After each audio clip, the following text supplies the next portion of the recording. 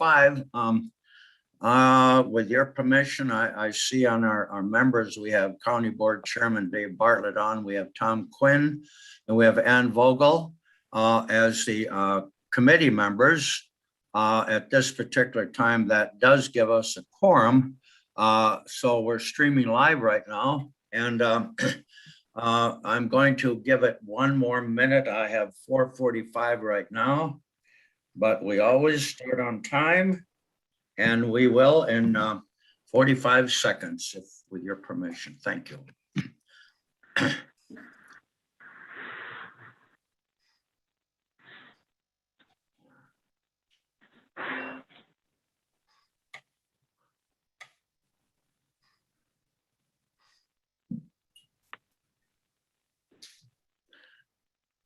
I didn't hear from anybody.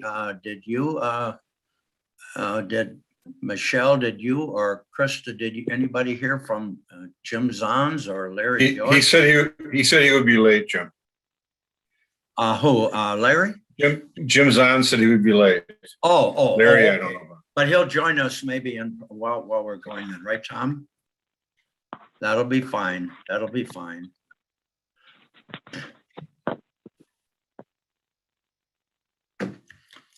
We are going to stay on time, and we do have a quorum. So as your chairman, I will call the CR and Community Resources and Tourism Committee meeting on April 12th at 4:45 p.m. to order. Let the record show who is in attendance. And at this particular time then, roll call, we will be waiting, and when the others join us, we will call that to your attention. Well, good, folks. We're going to approve of that right now. I welcome Michelle, who is, I'm so ventured, you all know her from our extension office. So thank you for taking over. As you all know, Julie Wathke, our county clerk, has been our diligent and faithful recording secretary for a long time. And I will make some announcements about that at the end of our meeting when we do announcements regarding our county clerk. So approval of the minutes. Have you had a chance to look at those from the last meeting in March? I would entertain a motion to approve those minutes. That would be March 8th. I move to approve, Jim. Moved by Supervisor Quinn. I'll second. Second by Supervisor Vogel. Thank you. All in favor, signify please by raising your hand or say aye. Aye. Aye. Thank you. Minutes are approved. Public input right now, we have 2, and then I'm going to move the agenda a little bit because Bob Colson is online, telephone line on vacation in Florida, but before I want him to hear the public input. So I've asked Michelle to read the letter from Terry Nichols. So Michelle, would you please read that? Maybe some of you have had a chance to read it already because it came in our email. And if you did, that's good. I think it's a letter worth hearing from everybody and be recording our minutes. Michelle, would you please read that for everybody? I sure can. So this is from Terry Nichols, a Town of Colfax Plan Commission. So his comments for the April 12th meeting of the CR&T committee. In June of 2016, the Board of Supervisors adopted Resolution 58 as it relates to broadband.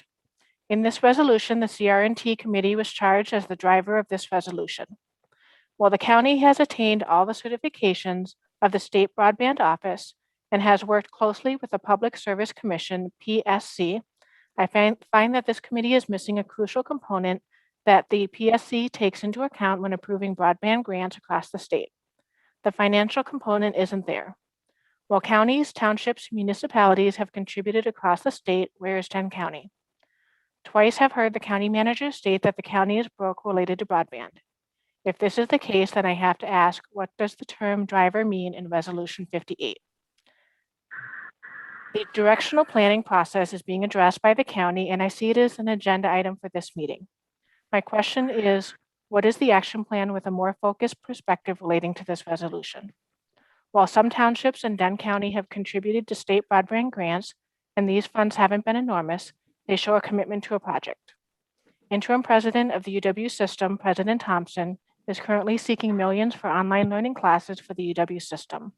He knows the value of being in the mix when it comes to competing nationwide with higher education across this nation. Broadband is an economic driver without question at all levels. Just stating that the county is broke when it comes to broadband is not an answer, nor does it define Resolution 58. And he attached Resolution 58 as well. Thank you very much, Michelle. And thank you to Terry Nichols for writing that public input letter. There's another letter I want you to read too. I did forward it to Michelle, and it's lengthy, and I'm not going to ask her to read it, but I would ask all of you to please read that letter again from the West Wisconsin Regional Planning about the COVID funds. And they break down all the counties here in West Central Wisconsin and how much funds we expect to get from the COVID, breaking it down into the county, into the cities, the townships, et cetera. And if you read down further, you will notice how those funds are saying might possibly be used. And so I would want you to please read that and look at it again, because down in ways it talks about possibilities for counties to explore. And since broadband falls under this committee, it does talk about possibly could use it for infrastructure. That would be, highways. It could be all of the infrastructure things and broadband. So when you have a chance, go back and please read that. Okay, thank you. That concludes our public input at this point. I'm going to take the liberty without objection of changing order of the agenda because Bob Colson is in Florida on vacation and he cannot get on broadband. And I've talked to him a couple of times knowing he would be not available. And then today I talked to him again and he can't get on. So he's on the phone. And as you know, down under 7, 7 action to be taken, Dunn County broadband, it would be, item to be number 7. If I could move that item up to the agenda at this time, so Bob then won't have to stay on the phone longer than he possibly has. So without objection, I'm going to call on Bob Colson. Remember, he has sent you a plan, and I hope you all have that in front of you, that we will be looking at right now. So the hard copy, and we need to approve that or amend it or change it so that it can go to the executive board this Wednesday. And Tom and I are both on that executive board. So folks, if you would look at that, and so Bob, if you're there right now, I'm going to call on Bob Colson, our planner from Dunn County. Go ahead, Bob. Thank you, Mr. Chair, and thanks for moving me up on the agenda. I'm at a bit of a disadvantage because I couldn't get my computer to connect here, and so I'm only attending via the phone. And so I think that what I would ask you to do, Mr. Chair, just so for the discussion, just so that everyone is on the page, I'm wondering, because it's not a very lengthy document, I'm wondering if you could just read that document, because especially in light of Mr. Nichols' comments, and because I think the policy speaks to the county's direction for broadband. So if I could just have somebody read that, and then I would open it, I would comment on it, and then I would open it up to the floor for discussion. Absolutely, Bob. And Michelle, I happen to have it right in front of me, and I really don't mind reading it and to everybody. And you do have a copy, everybody.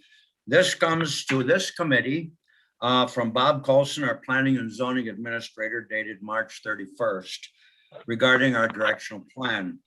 The Community Resources and Tourism Committee discussed the Dunn County Directional Plan in its meeting of February 8th, 2021. Particularly, the committee focused on an issue in the plan concerning a broadband policy. It was agreed that staff would draft a policy related to this initiative and develop a list of implementation, existing, and proposed techniques for carrying out this policy. Accordingly, staff developed the following broadband policy for consideration by committee. Dunn County Directional Plan, highlight. Issue, broadband policy. How can we encourage and promote broadband throughout the county? The policy is this. Dunn County is committed to achieving broadband service countywide by working with citizens, businesses, industries, agriculture, internet service providers, and units of governments or broadband expansion initiatives to increase the availability, the delivery, the utilization of internet services countywide. Now Bob writes implementation techniques. This is important. Number one, to continue to support Resolution 58, and that was referred to earlier, remember, and from Terry Nichols. To continue to support Resolution 58 in a fiscally responsible manner. Number two, to continue to implement the broadband gap analysis study goals in a sustainable and fiscally responsible manner, and update the gap analysis at regular intervals to help focus where new projects are needed most. Number three, to continue to build relationships with and actively support the ISP's internet service providers' effort to provide broadband infrastructure necessary for telecommuters to work from home. And number four, to continue to evaluate and amend as necessary county ordinances and policies to minimize obstacles related to broadband projects. And number five, advocate annually with elected representatives for funds from the state to support rural broadband expansion. And finally, the report says committee members are requested to review this draft policy and list of implementations, techniques, and be prepared to discuss both of these at this meeting today on April 12th. Once this policy and the list of techniques is in final form, the committee is requested to pass a motion to forward them to the executive committee for consideration of inclusion in the updated version of the directional plan. And as I stated, that would already take place on the agenda for this coming Wednesday. So folks, we need to take action today. It's our plan from CR&T. Bob Colson did a great job in preparing it for us. I hope you are prepared today to either amend, to change, or approve. I open it for discussion. Unless, Bob, you have comments you want to make first. Bob Colson. Well, I do just a couple, Mr. Chair, and then I would certainly welcome any comments or questions from the committee. I think that, first of all, I can't take full credit for this. I work very closely with Paul Miller on this, and so Paul has been a great asset, and so I think we just need to recognize that this is a combined effort by staff. It wasn't only me. But as you read down the implementation techniques, and two of them, and I think it's really important, that it is important that the county is moving towards broadband and doing what it can.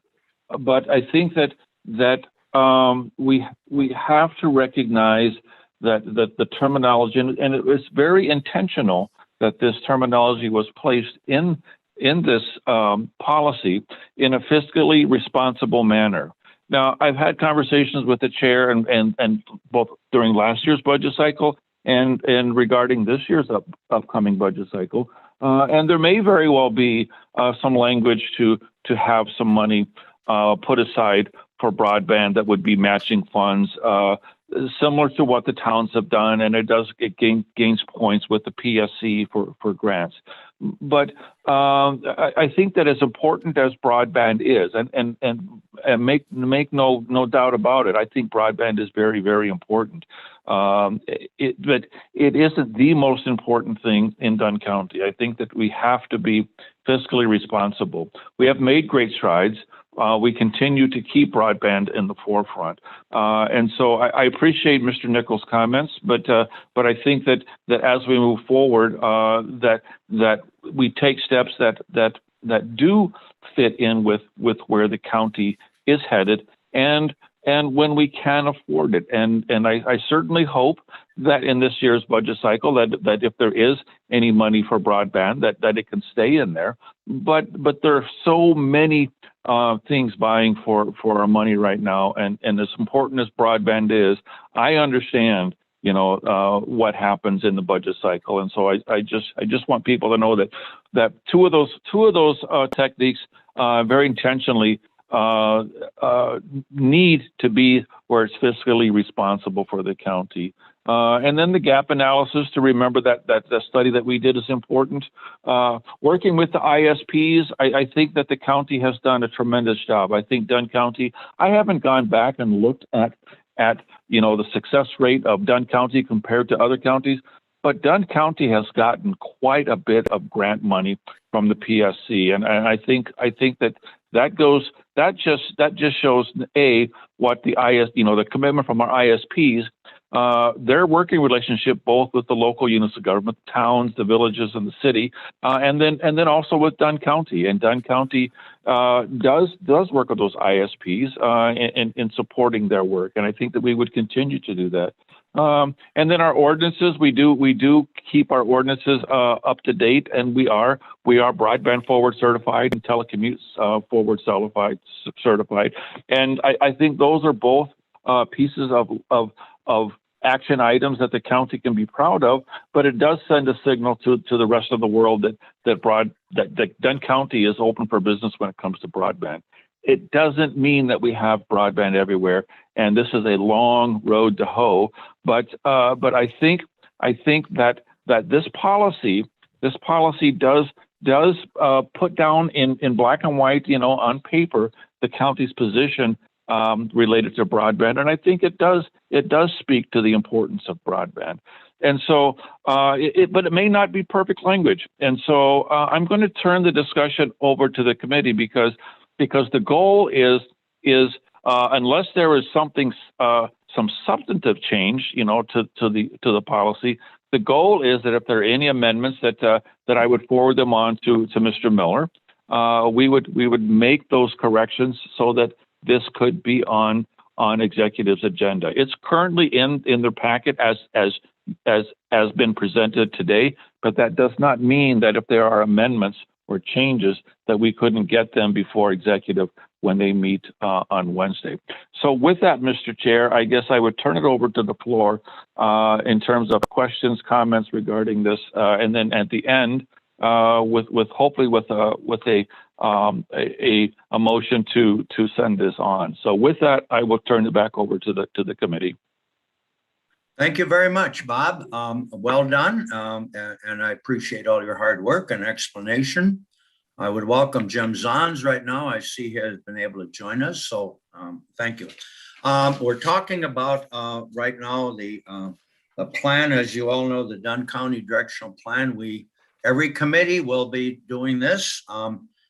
Basically, we've been focusing, as you know, on our directional plan, that lower corner there that has to do with broadband in Dunn County. So thank you, Bob. I will open it for questions, comments, or what would you like to do to the committee? Sure. Supervisor Quinn. Thank you. Just one possible suggestion. I think one of the frustrations that citizens have is that they don't really know what's happening.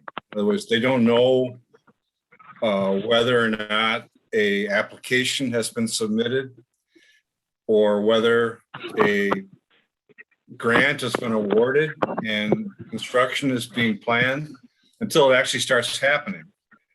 So I think I would suggest that it's a small thing, but I think it would be helpful if we made an effort as a county to provide, excuse me, regular information to the citizens about the status of, with regard to the status of broadband grant applications and awards that have been submitted and received by county internet service providers. That could be one of the points. That's one of the things we could do as a county that would, I think, help people keep informed of what's happening. And we could add it as a point in our list if that's of interest to people. Thank you, Supervisor Quinn. In fact, today I have plans to make announcements to you, all this committee, as well as the executive committee, about the most recent grants that were just given to the IPSs here in Dunn County. I have all that information in front of me, and you're absolutely right. We need to be sure that the public gets this information. So you will get the report today on it. The executive committee will get the report, and then I would hope to give the report to the full county board when we meet on the 21st of April. Thank you, Supervisor Quinn. That's certainly a good point. We will do that. And Supervisor Vogel. I had one thought and one question. So for point number 3, is it too narrow to just mention telecommuters? Because I would think it would be, students need broadband. Someone who wants to start a business from home might need broadband, just because we only mentioned telecommuters. I don't know if we add some of those other people that could utilize the broadband, or do we take it out so that it's not so specific to telecommuters? Yeah, And then, go ahead, Ann. Well, if I could, the terminology telecommuter is pretty broad, and I don't have an issue with it, with expanding it. The problem with laundry list is that then there's always going to be somebody that's left off of the laundry list. Telecommuters just really speaks to working from home or working remotely is telecommuting, and so that's a very broad terminology, and it doesn't, it includes any and all of the things that the supervisor spoke about. I don't have an issue again with expanding it if you want to say such as, but just realize as soon as you start a laundry list, there is going to be somebody that's left off the list. okay, yeah, so that's, as long as people don't think it's just working, but also studying and doing things like that. And then I had one question regarding, so if we're doing road construction or road updates, is there any cost savings or any way we can, kind of build in some of this broadband infrastructure along with that? So if we're,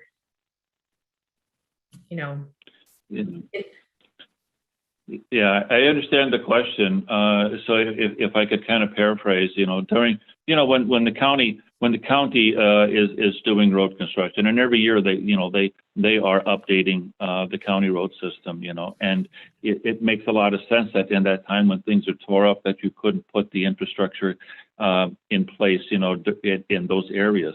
The problem that comes up with that is that these grants are specific to an area, and the money is available for an area that's that may not be on the same schedule as the county road system, and so we don't, the county doesn't have the resources to bury, and they would call that dark cable, just to bury the conduit, so that at a later date all you got to do is pull the fiber through there, in very simple terms.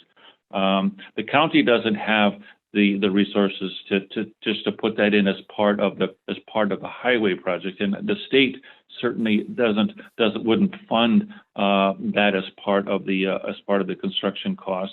And the ISPs, they probably don't have the money to put in there to put that stuff in dark fiber, at the time either. We did have a lot of discussions with the ISPs during, when we did this gap analysis, and that was one item that was talked about. But because of just, again, getting down to money, that who could pay for that at the time that it's there. It's a great idea, no doubt. It's tore up, and it would be less costly to do it then. But there's still a sum of money that just doesn't exist as far as I know. Thank you, Bob. Supervisor Vogel and Quinn. I wonder if Jim Zons is hearing us. He's joined us later. If I might ask if Jim Zons has any comment. Well, before you do that, I just want to make sure, Mr. Chair, I just want to make sure that Supervisor Vogel, that my explanation made sense, and that either she agrees or disagrees with it. Yeah. There, she made the comment on it. So, Thank you. Yes. Yeah, ahead, Ann. and it makes sense. It just would be nice if we could coordinate some of that in the Yeah. future. yeah. So it's a great idea, and thanks for bringing it up. I apologize, Ann. I didn't mean to cut you off. All right, Jim Zons, are you on? I'd like to hear if you have any comments. No, the only thing I thought after, looking this over when this was sent out is that this, it's concise, it's well put together, it's easy to understand, and I think that's kind of an important thing to have for this policy. So I think this does a great job of bringing it basically up to date. So that was my thoughts when I looked it over. So. Well, thank you. Thank you, Supervisor Zons. Back to Supervisor Quinn. I see you have your hand up. Go ahead. Yeah, no, I guess back to Supervisor Vogel's point. I think that it would be appropriate to amend item 3 to include additional. You're breaking up, Tom. And I don't know, it doesn't have to be a long list, but I'm sorry. Yeah, my internet connection is really unstable. Never mind. Go ahead. I can't retry it. If you, Does did that you help at want to all? make an amendment, Tom? I do. Can you hear me now? Yes. Okay. I don't know, maybe Ann has a suggestion, but I think it makes sense to include some additional elements other than just telecommuters. And it could be as simple as saying infrastructure necessary for at the end of that, or at the end of home, telecommuters to work from home, and others and other citizens to have and others to have access for school. For, I don't know, Ann, do you have suggestions as maybe just two school and other activities, for education and other activities? So it'd be, That's a motion, right, Supervisor Quinn? that's my motion. I make that motion. That we add to the end of that. I'm sorry, can you hear me? Am I breaking up? Yes, we can hear you. Okay, that we add to the end of that sentence, that section, after the word home, we add and allow access to work from home, and others to access internet for education, and others to access internet for education and other purposes. That's inarticulate. So Bob can clean it up. Bob's got it. Now I need to hear a second to that amendment. Well, I'm not sure that I have it. I just want to make sure, because I don't have it in front of me. It's the problem. I don't have the Yeah. document in front of me. I'm scrambling to kind of So am I. pick and scratch my notes here so that I can get this over to Mr. Miller. So if I understand the motion, it's at the end of that how does it end, Tom? Tom, you could type it up in chat and send it in chat on here on Zoom so that everybody can see Yeah, it. I can do that. Maybe But I'm that's still not going to adequate. be able to see that. I'm still not going to be able to see that, and I need to get this to Mr. Miller. And so unless somebody out there wants to take on the task of amending it and sending it off, because I can't see the chat. I'm only available. I'm only on phone here. Yeah. I'd be happy to write, but it would be very simple. It would be just the way the sentence ends. It says, provide broadband infrastructure necessary for telecommuters to work from home and others to have access for education and other purposes, educational and other purposes, something like that. Just so Yeah. All right. So I can send over something to Mr. Miller that has the gist of it, and if he has questions, I'm going to have him just contact you, Mr. Quinn, and but I think that he would be able to put that together as an amendment, and the two of you chairs will be at executive, and if it is kind of wordsmith it on the fly. And then he would be able to craft it, and then I'm not sure that you'll get a chance to see it before the meeting, but certainly during the meeting it would be amended. with you. Would you second it, Ann, or do you want to continue discussion? Actually, we should have a second to this amendment and then continue the discussion. So I'm wondering if we can just take out, so I put something in the chat, like if we could amend it just to take out telecommuters and maybe replace it with Dunn County citizens to work from home. There's efforts to provide broadband infrastructure.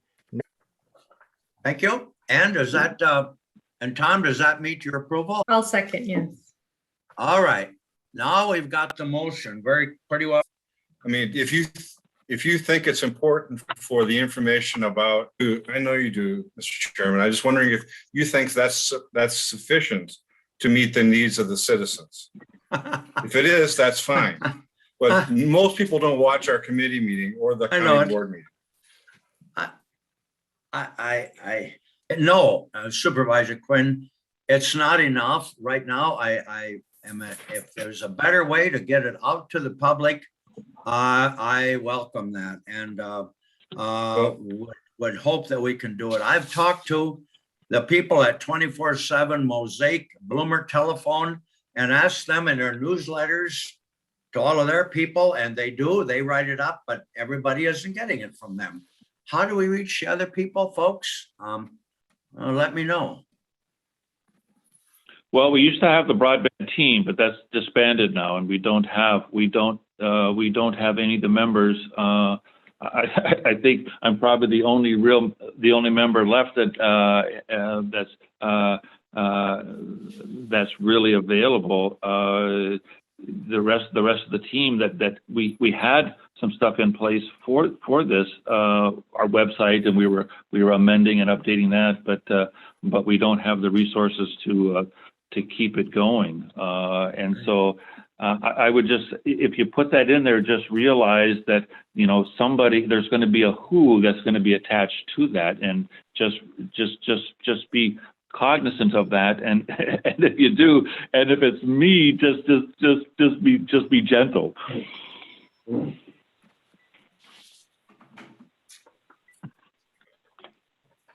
I'm fine with not going down that road. That's fine. How about everybody else?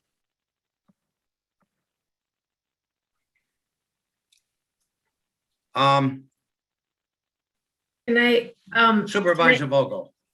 could I ask, so there is a Dunn County broadband page with resources. Could that just be updated with grants received? It could, but I just like, who would be charged with maintaining it? That was my comment to Supervisor Quinn. I mean, we have stuff, we put stuff together, but now the people that put that together, I don't know who the people that were in charge of maintaining it, they don't work at Dunn County anymore. This is something I think we need to explore, Supervisor Vogel. Couldn't agree with you more. I probably as frustrated as anybody in how we get the word out. Let's carry that out maybe for another meeting and move on with our what we need to do right now. It's important. I appreciate it.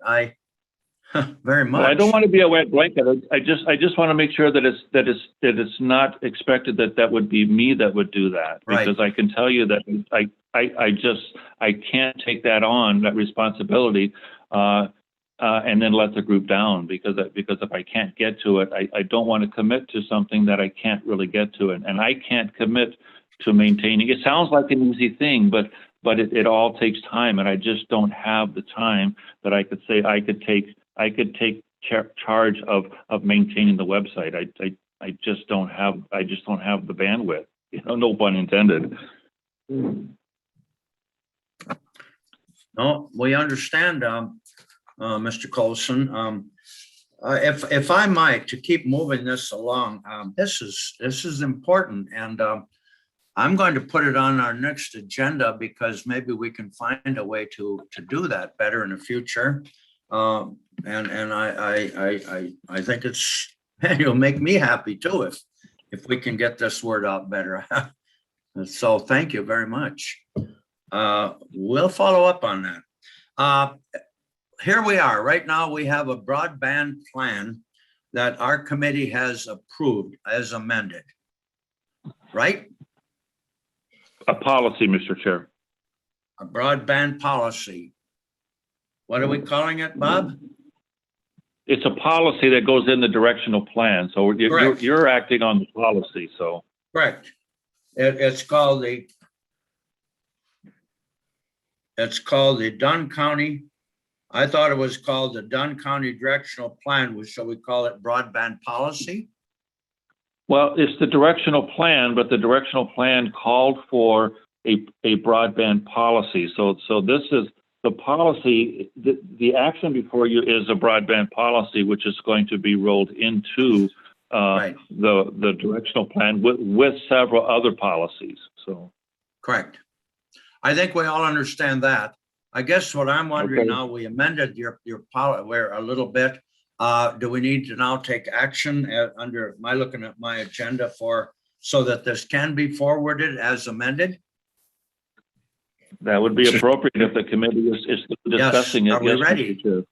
I'd make that Thank you. motion. Supervisor Quinn, move to forward this policy. I'll I second. hear a second. Supervisor Zons, did you second? I did second it. Thank you. Okay, well, you've heard a motion and it's seconded that we forward the plan as submitted, as amended today, which will go before the executive committee next Wednesday. Any further discussion before I ask for the vote? If not, all in favor of, please say aye. Aye. Aye. Any opposed? The motion's carried. Thank you all. And Bob Colson, thank you very much. We will now, you can leave us if you want to go back to vacation, but we certainly appreciate you taking the time to be with us. Bob, any closing comments? Well, I'm off to a cigar shop where they roll cigars. I'm going to buy my cigar and Have a good smoke, Bob. Thank you much. do an adult beverage. But I will get this amendment over to Mr. Miller so that it's Right. in his hands so that it's taken care of. So with that, thank you very much, committee. Thank you, Bob. And Supervisor Quinn and I will be sure that this is carried over to if there's any further discussion at our meeting this Wednesday at 3:30. And thank you to all committee members. That was a good discussion on a very important item. Now we'll go back on the agenda, if you will, and get to our area extension director's report. I don't know whether I know that Katie Wantock is on at this time, and Catherine Emmanuel, haven't seen. Catherine, are you there online? I sure am. Good evening. Hi, Catherine. Welcome. Good to see you. Thank you. Feel free to call on Katie first, and that's right. just fine. And then I can follow up after she shares. All right, we'll do that. Thank you. We will call on our Katie Wantock. Then I'm eager to hear your report. Katie, you're on. Well, thanks, Chairman Anderson. Appreciate it. Taking the time today to talk about agriculture. And we were ready to go with spring planting. I feel like, we had 70, 80-degree days and farmers were inching. I saw some out doing a little bit of tillage work. And then we've had this slug of rain, but the rain was much needed. We were actually on the dry side here for Dunn County. So I think the pastures, especially, and the alfalfa fields are greening up very nice. They made it through the winter quite well. So it's exciting to see with the rain that we have gotten that will hopefully, once it dries out, we'll be ready to go for our spring planting and getting crops in the ground. But speaking of agriculture in Dunn County, Michelle here in a minute will be showcasing a video that we have posted on the Dunn County's YouTube site. And this was the work of Jonathan Wheeler from UW Stout. He was a graduate student and a teaching assistant there. And he and I went and toured Dunn County to showcase the agriculture that we have. This was really in preparation for highlighting our efforts in the Allison Dairyland program planning. And even though we're not doing that, he still finished up the video, and it really showcases well what Dunn County has to offer. So with that, Michelle, feel free to roll footage. All right.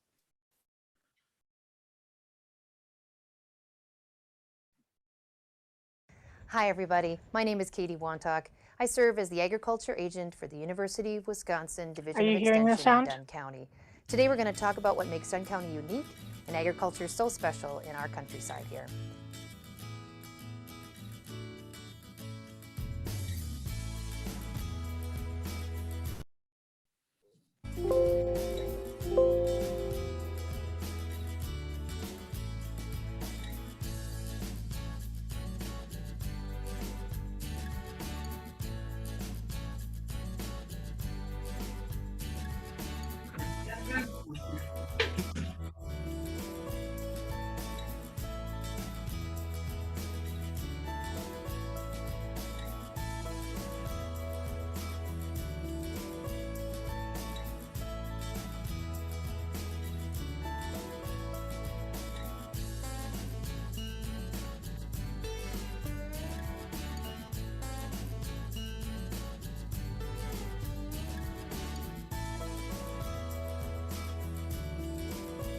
Each dairy cow in Dunn County generates $4,565 in on-farm sales to our local producers.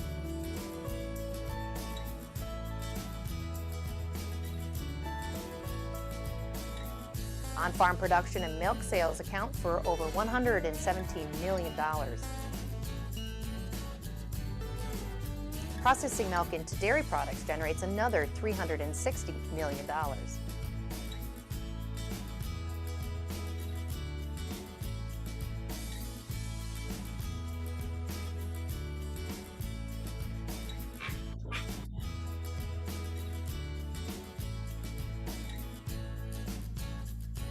Crop and livestock sales are equally important to Dunn County farmers. Dunn County sales of Christmas trees, fruits and vegetables, greenhouses, nurseries, and floriculture products total almost $14 million.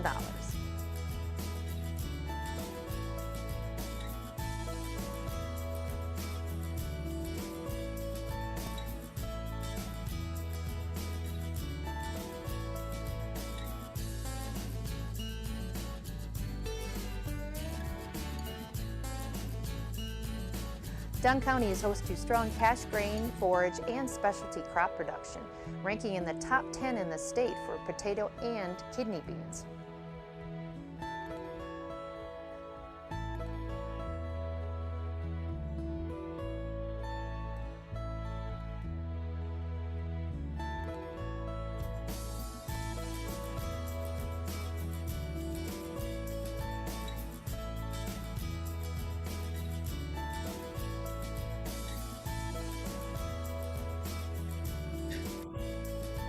More and more Dunn County farmers are directly selling to consumers, whether it be roadside stands or farmers markets, with 130 farms generating almost $730,000 in local food income.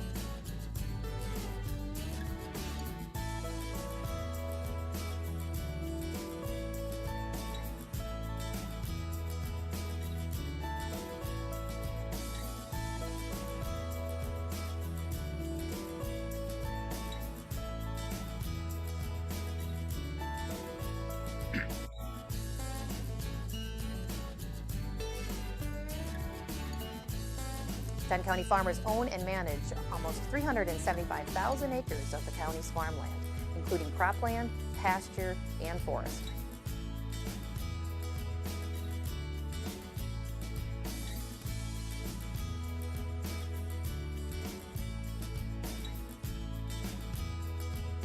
Agriculture works hard for Dunn County every day.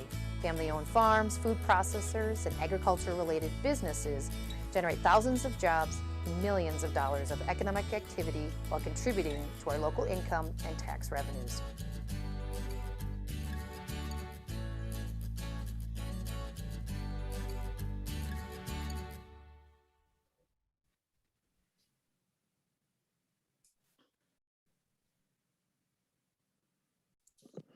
Thank you, Michelle. So there is a longer one also that's on the Dunn County YouTube site that is actually 10 minutes long, showcases a little bit more footage that's out there, including the water buffalo that wasn't showcased in the short video, and some of the other features out there, some of the irrigation pivots, I think, and sunflowers that we toured some of those fields. So just wanted to highlight that. That's really what I wanted to share today outside of the spring planting. Michelle's going to send you out a link. We just finished up, I think, 7 or 8 fact sheets on farm financial information, some farm basics for financials. They're 2-page fact sheets, real basic, looking at the farm financial model. And we are currently in the process of having those 2-page fact sheets translated into Spanish and Hmong. They'll be available on our website. So if you have questions on those, feel free to reach back out to me, phone or email. Works either way. So with that, I think that concludes my report. Chair Anderson, if anyone has questions, I feel welcome to answer. Well, I can say I really enjoyed watching those pictures, and you know, it brings me back. Thank you, Katie. Wow, awesome. But before I talk more, let me open up to the committee. Any questions of Katie at this point, who is our associate professor of agriculture, professor and agricultural education here in Dunn County? And you've read the newsletter from all of our agents, I hope, each month that they send out, and those are excellent. Any questions of Katie right now from anybody? I know before we started out, we were talking, I think, off the air a little bit about meat goats, and then I brought up the question of dairy goats, you know, and we can't begin to include all of the things that go on in Dunn County. We're so diversified. Even some hemp is being grown in Dunn County now, and I know you can't cover everything, but diversification, I think you hit very well.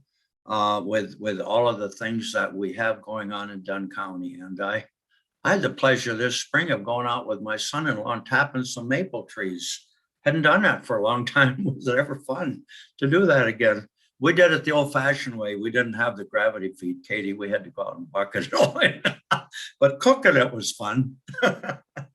Oh, it's awesome. And the beekeepers here in Dunn County too. It's an important part of our economy. And I know that if you go to the farmers market this year, down here by which I think opens the middle of May. You have a chance to try a lot of these homegrown products too that our farmers are selling here to us. And so I'll even throw in a promotion for those people.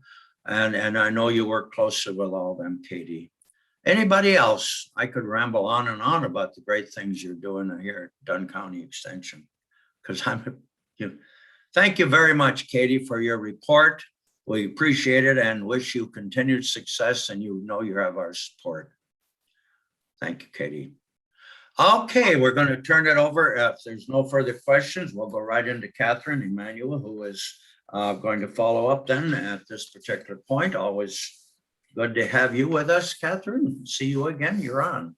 Thank you so much. And Katie, thanks so much for joining us. Internally, when we were having a staff meeting, I think Katie was going to share just a little later in the season. And I said, could you come sooner? Because your video is awesome.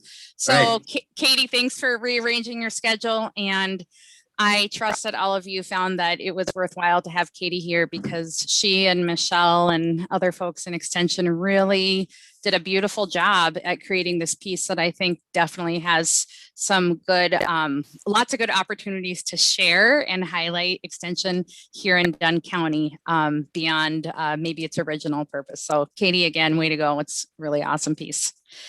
So a couple updates that I have. The first is something that's not in the highlights, but want to just bring to your attention. Extension has received direction that educators will be expected to return to the office by July 1st. So most educators are still working remotely, and we will also be following county guidance. So if for some reason Dunn County is only 50% back or 30% back or 70% back by July 1, then we will certainly work with the county administration to see what does that translate for Extension. What we expect for folks returning after July 1 is a little bit more in-person working in the office. We have yet to receive campus guidance of what does kind of the new normal look like. But we do know that Extension is very relationship based. And so we will be certainly practicing all safety, all local public health guidance and state guidance, CDC guidance. But we will be back in some iteration. But as you all probably know and remember, Extension doesn't really do a bulk of its work in the office. We are very community based. And sometimes educators work on the weekends, sometimes they work in the evenings. And so they're not always at the office anyway. And I do expect that there will be some amount of, I don't think it'll be formal telecommuting, but some amount of, having alternative work schedules, perhaps even using some technology to work from home from time to time. So we are going to be awaiting our guidance from UW-Madison. And then once UW-Madison has that guidance provided, Extension can really nest that guidance under campuses. So nothing for you to do. I just want you to be aware that that's where we're moving internally. Educators are encouraged to either work from home still and or come back to the office. We do have a scheduling system protocol so that we can maintain, low numbers in the office as we need to with the county parameters. Any questions on that before I move on to a different topic? Okay. The next big news is around that community development educator position. Right. So it is live, it's online, and there is a little blurb in the monthly highlights under the community development educator position. You are welcome to cut and paste that to send it out to your networks.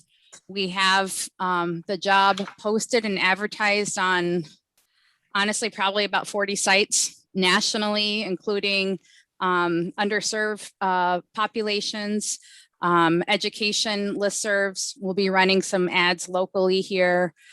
So feel free to share that information, and we really do want to have a qualified and diverse applicant pool. That's really important. So please utilize your networks if you are interested and able to. The next is one to let you all know that we were successful in receiving a grant to bring on 3 community health interns. It's through a program called Community Health Internship Program, or they call it CHIP. Now, CHIP had reached out to Extension and to me and asked if we would be interested in having interns, and you need to provide matching funds. Well, we didn't budget for that. We weren't aware of that. And I wrote back to the person saying, thank you so much for thinking of us, but we don't have matching funds. So I'm so sorry, we have to pass. And she said, hey, we can come up with the funding for one of your interns. I said, all right, that's cool. So once she had a phone conversation with me and learned about all the opportunities in our 3 counties, they offered to fund up to 4 interns. And so I worked with staff and we agreed that we would take on 3 interns between our 3 counties. We didn't want to overcommit, but it's a value of over $15,000 that they are providing, and we'll work with our educators for 8 weeks between June and end of July. In Dunn County, they will be working with Stephanie, Sandy, and Margaret, and Louisa, actually, just working on a whole swath of activities that are somehow related back to health. The program is actually looking for partnerships in rural communities, and Dunn was considered on the list, and they were wanting to have some presence in Dunn.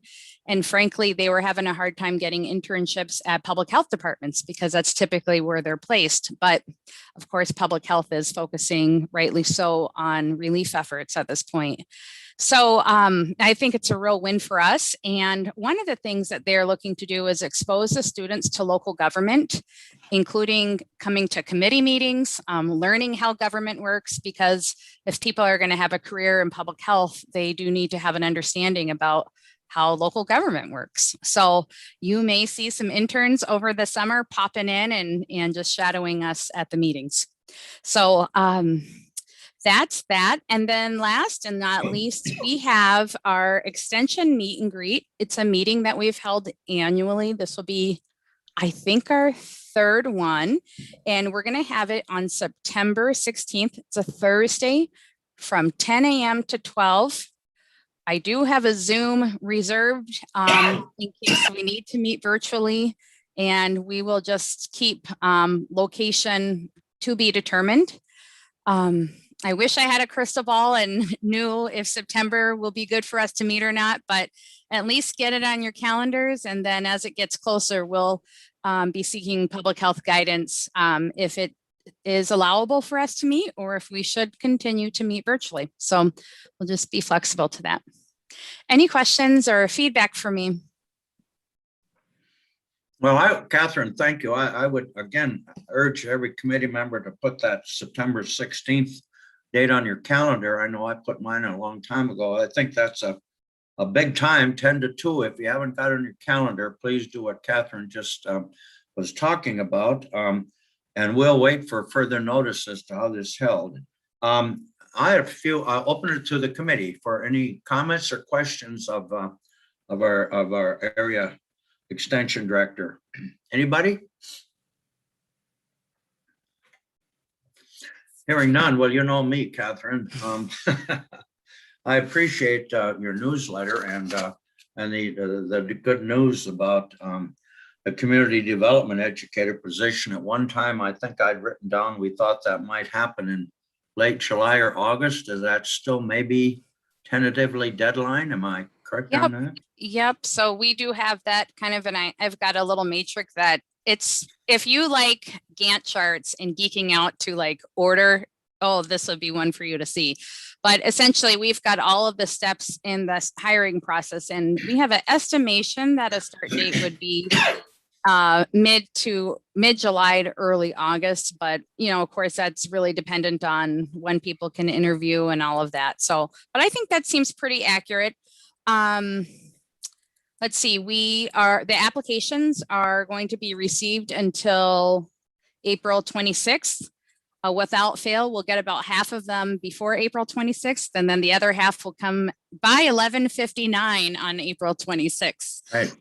So we've got a search and screen committee of Area 6 extension staff, and then once we know a little bit closer to final interview dates, we'll circle back with the committee and see if there may be somebody that could sit in as a representative from CRTC to help us in the final hiring decision. So we'd like you to be a part of that process. So thanks for asking. And a small update. The Thursday, September meeting will be 10 a.m. to 12 p.m. Right. So I apologize if I said 10 a.m. to 2 p.m., but it certainly is 10 a.m. to 12 p.m. Right. Yes, thank you, Catherine. I would follow up on that good report. Remember, when we call this community development educator, now that's shared, as Catherine said, with 3 counties. That's Chippewa, Eau Claire, and Dunn. A little bit different than Margaret's position. Remember, she also works in Polk County. Correct, Catherine? No? Straighten me out. I thought our horticulture person worked also in Polk County. Yeah, thank you. She did work in Polk County, and then Oh. Polk County removed the funding. Oh, Really at the 11th hour at the budget adoption meeting for the county board. So it was, I would say, a surprise to be sure. So but Margaret still works here in Chippewa, Dunn, and Eau Claire counties, and you are all still receiving the same amount of service for the same price. So she is contracted to provide about 25% educational services with the county, and she is continuing with that. well, I'm glad I asked the question. I think maybe I didn't know that, but I'd forgotten. So now I know. Oh, excellent report, Catherine. Thank you.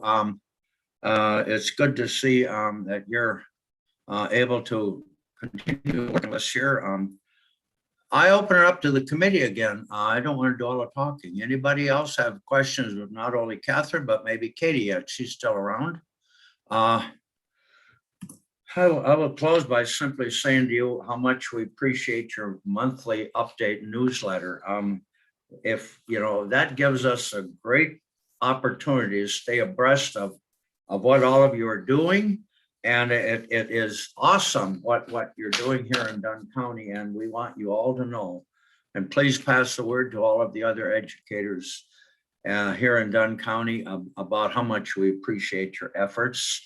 So Catherine, thank you. And Katie, again to you, thank you. I look forward to the day when I can come back out there and see you face to face again. It's been a long time. So with that, we'll move on. Again, Catherine, stay well and see you next month, if not before, and to Katie too. Thank you very much. That concludes our Extension Educators Report. Moving on to item 6 on the agenda then, if you will. I do not invite the Dunn County Economic Development Executive Director to each meeting. That's Bob Bassani. He's working right now, and once in a while I'll invite him. But what I want to do is give you a little idea of some things that are taking place right now in Dunn County EDC. It's important that on this committee we know that right now. Maybe you've read about the TIF districts formed in Elk Mound. 2 of them, they're very exciting for economic development. One of them is called Settlers Ridge, which is just south of Elk Mound. It's going to be mostly single and multiple housing. And the other one is between the Elk Mound High School and Harrison Farms. And that's going to be a huge 65-acre development area. Multi-development, and we think that'll help Elk Mound economic development a great deal for having those TIF districts available.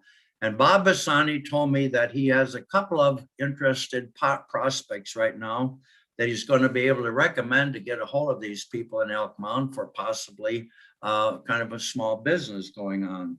So there are things going on here in Dunn County Economic Development, working daily. I meet with Bob quite often to try to stay abreast of what they're doing in Dunn County Economic and serve as their immediate past president. Now I want to take a few minutes to update you. We've talked a lot here about broadband here in Dunn County. If you haven't heard, and you probably have read about it in the papers, in late March, the awards were granted. And here in Dunn County, we got a total of almost over $3.9 million coming into Dunn County through grants. And those grants went to 3 different IPSs here in Dunn County. One of them, as you all know, is in the Menominee area. That would be Telcom 24/7. And they have projects in the Menominee area, one in Irvington and one in the town of Red Cedar. And those projects all together came up to over $2 million. Then Bloomer Telephone got a grant just south of Colfax, and they will be installing fiber. All of these are for fiber, by the way. And then Mosaic in northern Dunn County, up in your area, Chairman Bartlett. One of them will go in a little bit into a town of New Haven. And then the other one will go into the northern tiers of Wilson and Sand Creek Township, a little bit down into Grant Township. And that's totaling Mosaic $1.9 million. So you see, we have done a good job in helping these get broadband grants approved by writing letters of support, by doing everything we can, the word out that helping these people get the grants, and the grants oftentimes provide approximately half of the cost of putting in the fiber. These are all fiber optics. And as I say, they're going to help the northern tier of Dunn County, Sand Creek, Otter Creek, New Haven, Wilson, town of Menominee, town of Red Cedar. And we will continue to work with those providers when the next series of broadband comes up. So when we heard about what is going on here regarding broadband in Dunn County, what we're doing as a CR&T committee, along with Dunn County Economic Development Corporation, is trying to always get letters of support from our group here, as well as letters of support from Dunn County EDC, and then writing these letters to the state broadband and getting the legislators important. And I think all of you know that all of our state legislators, every one of them, have been super supportive in helping to try to get more broadband support and helping these IPSs get broadband grants so that they can. And Jim Kuslich of 24/7 informed me that they're shovel ready to go. And getting the permits now is the only minor thing. And remember, because we're telecommuter forward now and broadband certified, those grants are much reduced in price. Folks, that's my update for you on both TIF districts in the Elk Mound area, a little bit on broadband. And unless there's any particular questions, I'm looking at my calendar right now. It's almost 5 at my clock. It's almost 5 o'clock. That's an update for you on broadband that I have. I open it for questions, or if other people have more to offer. And Chairman Bartley, we haven't heard from you. Anybody?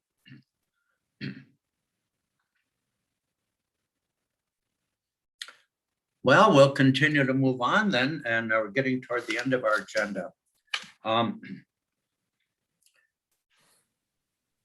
We do have $10,000, remember, in our budget, and I was asking you if you're ready for any action or recommendation of where you think we ought to spend that $10,000. I've had 2 supervisors, one of them on this committee, that thinks we ought to do something regarding helping rural housing. And that certainly is part of economic development. There are other things, and I have an idea too. So I don't know if we're ready to do that yet or not. I wanted to throw out an idea. It might be new to you that $10,000 could be used to help these ISPs pay for their permits that they need. I think last time 24/7 paid, or rather Bloomer Telephone was paid quite a bit, and then they found out that we had telecommuter forward and the fees were reduced. But we could help those by saying we're not putting money into it, but we're going to help you. It'd be taking one pot of money from Dunn County and putting it into another, because as you know, that permits come from our highway department. just a thought, permits on these different broadbands will run anywhere from, as my understanding is, a smaller one, maybe $1,500 to as high as $3,000 per project. So they get those permits before they can start digging the fiber.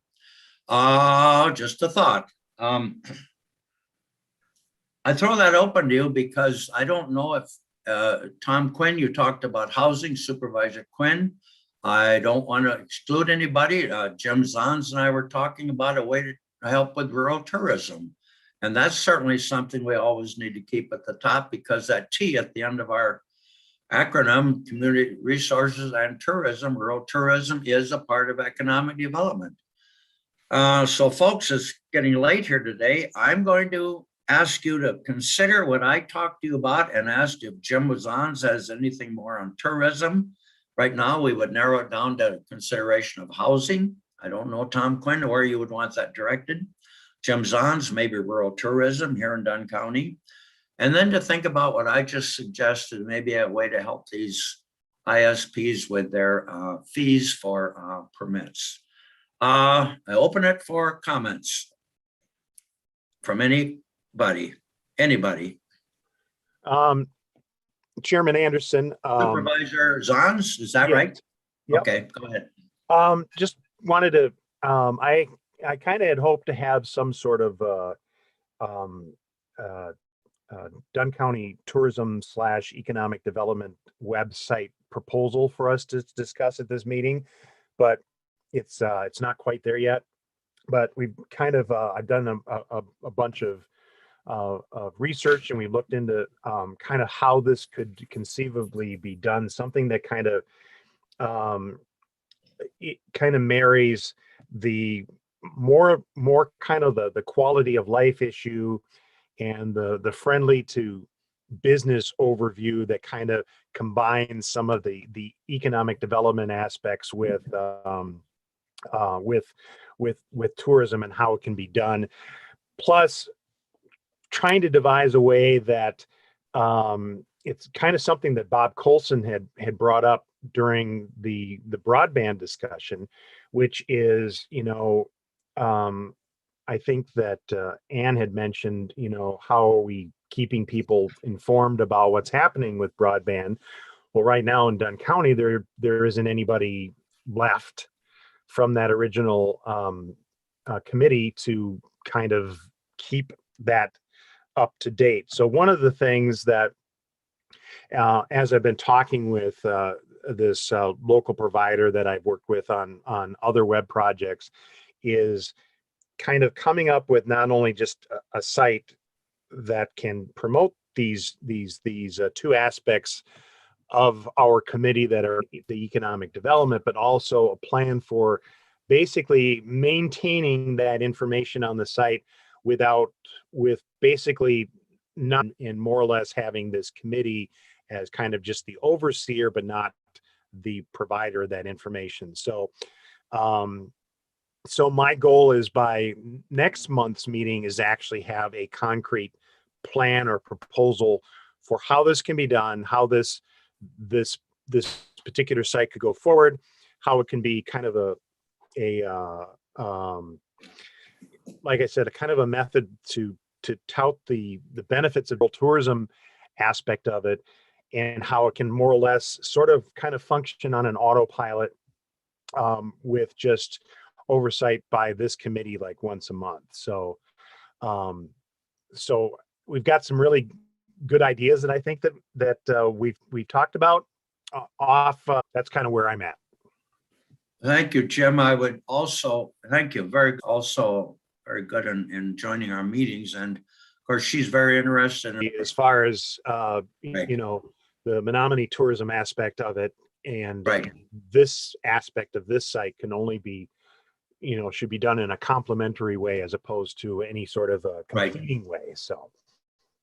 Yes, I know that. And Kimberly, we want you to know that too, that we want to work with you, and you have indicated you're willing to work with that. We greatly appreciate it. Jim, I think that's great.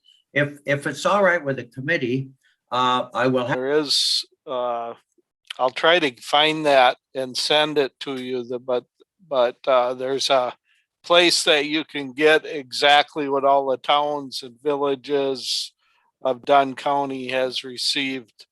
But that they talk in speculation. Probably capital funds sounds like it'll be in there, but we'll find that out when it finally does come out. This week and part of next, we've been doing Health and Human Services with 3 legislative people today. One assemblyman, Mr. Armstrong from Barron County. He lives in Barron County, but he's hits northern Dunn County and then goes north.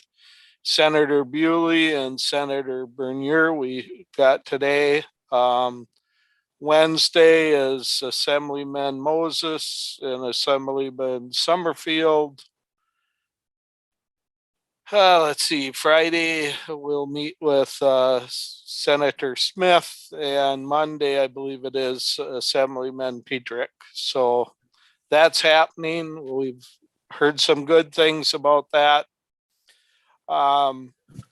Pretty much everybody that talks about what you're going to spend this relief money on asks you to make sure that you don't spend it on something else that you may be able to get a pot of money for from something else, grants or whatever.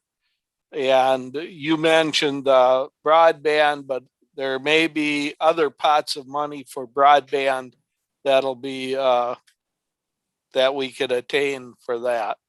We'll just have to wait and see what we can spend it on though. Let's see. I don't know. That's that's the announcements that come to light to me.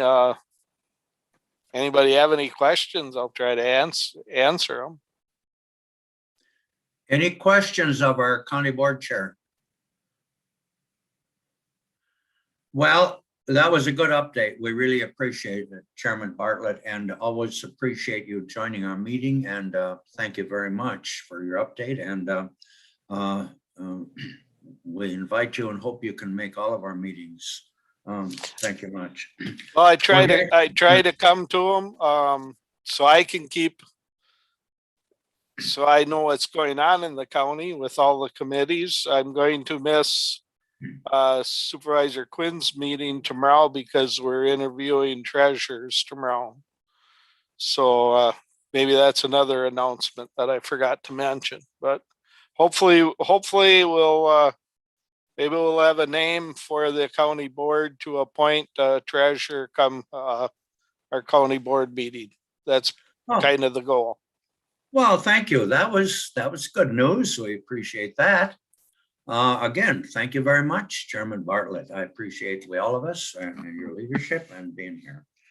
Well, we're getting to the end of the meeting, and I said no. I have a few announcements I want to make. As you know, we're very delighted that Michelle has been willing to Bachman, who is our support specialist, to be our secretary, and she does an excellent job. So from all of us, thank you, Michelle, for being our recording secretary. You've done it before. Now you're stuck again with us, but great leadership. So to you, thank you, Michelle.